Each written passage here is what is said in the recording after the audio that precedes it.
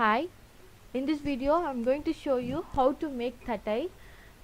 Here, here is the list of ingredients which I have used to make the thatai. Rice 2 cups soaked for 2 hours, and then grind the water, make it a fine powder like this. Then sieve it in a siever so that you will get a fine powder. The large lumps will remain here. Then you can again grind it and do the same. You can see here the fine powder is settled here. Then in a kadai, heat the powder and roast it until you get a light golden color. Just keep on roasting, you will get a nice aroma. Then in the meanwhile, grind 4 to 5 green chilies and then boil water in another vessel.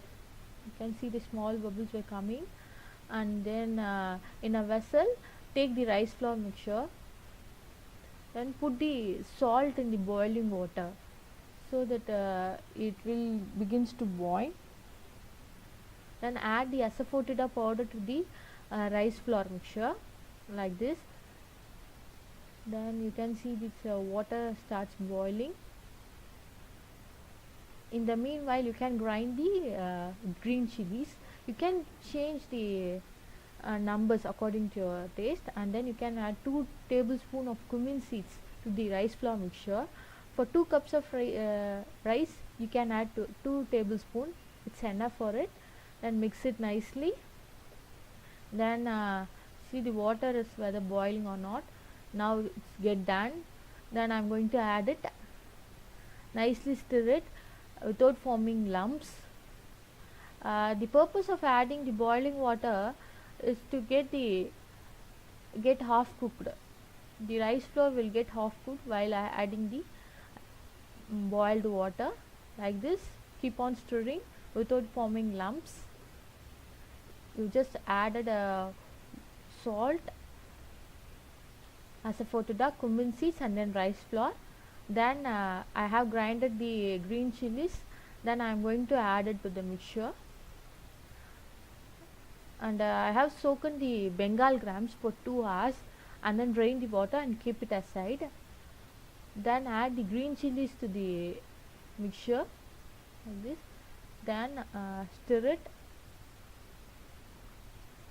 Then add the Bengal grams also, soaked Bengal grams like this. Then stir it nicely and then without forming any lumps, and then the dough is ready now. And you can see it. It's very hot, but be very careful while stirring. Then you can form the small balls like this. In the meanwhile, heat the kadai. In a puri maker, just make it a press like this. You can apply the oil to it. Just put it inside the oil.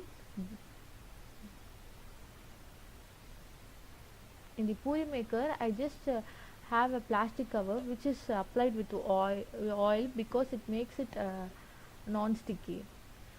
You have to make the thinner ones so that it will get cooked, and the cooked ones keeps on floating.